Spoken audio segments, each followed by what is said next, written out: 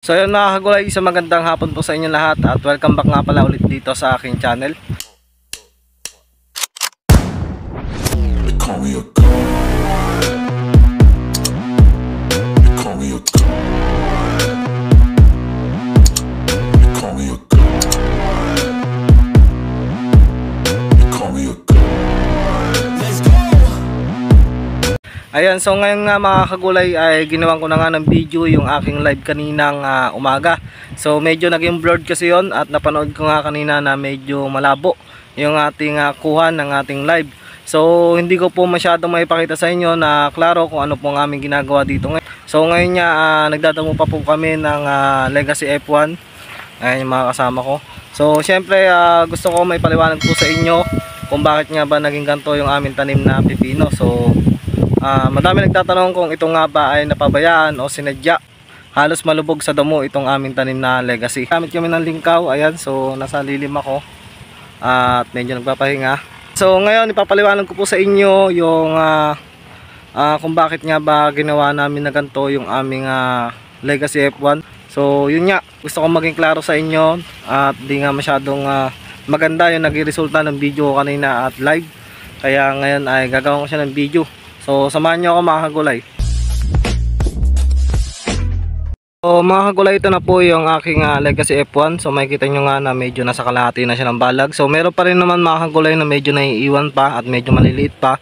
Ayan, so kaya nga yan po ang dahilan kung bakit ginawa namin to sa aming tanim na Legacy. So ipapaliwanag ko po sa inyo kung bakit at kailangan po namin gawin to para po lumaki agad yung aming alagang pipino.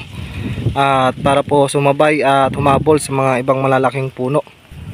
At ito po yung aming mga kasamang nagdadamo dito. Ayan. So makikita nyo nga na halos nalubog yung aming pipino. At inispirahan lang po namin ito ng pamatay damo. Itong mismong gitna niya. So ginamit po namin sa may mismong gitna niya ay yung Kojak na contact herbicide po. Ang aming inispray sa gitna at aming pinadukutan o pinadamuhan itong mismong puno. Dahil nga tag-araw na kailangan po na mababad ng maganda itong aming pipino, kaya ganito yung aming ginawa sa aming tanim na Legacy. So siyempre mga kagulay, dahil nga kailangan namin gawin yon. So siyempre diretso pa rin po yung aming pagbabagsak ng abono dito.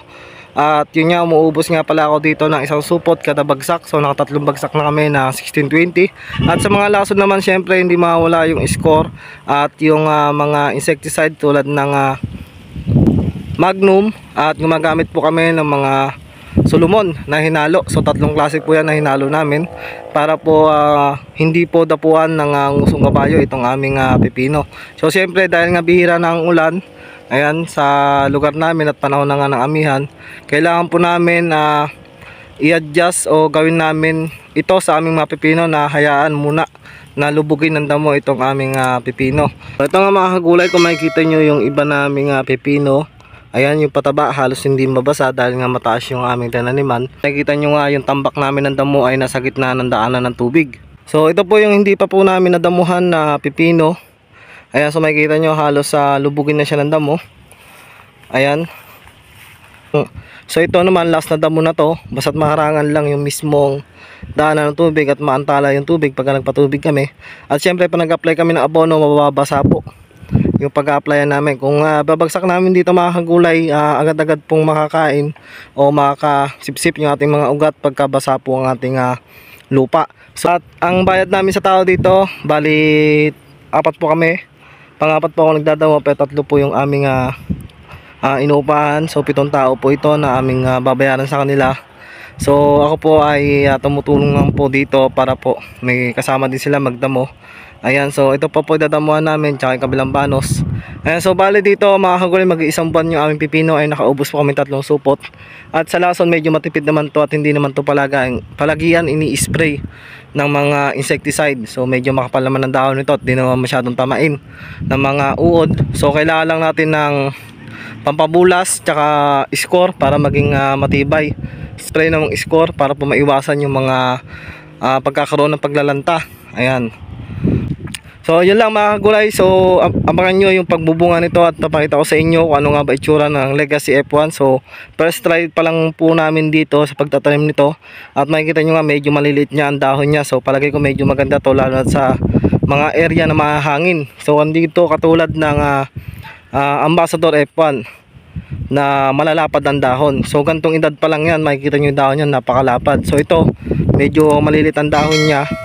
At ang tawag dito sa amin ay talagtagin kung tawagin. So kahit medyo madami o medyo masinsin yung pagkatanim namin sa bawat pagitan ng poste ay walang problema, kasi hindi naman mukha naman siya, hindi naman siya kumakapal ng masyado. So umubos pa kami dito ng halos 6 na lata dito sa aming taniman na 4,000 square meter po.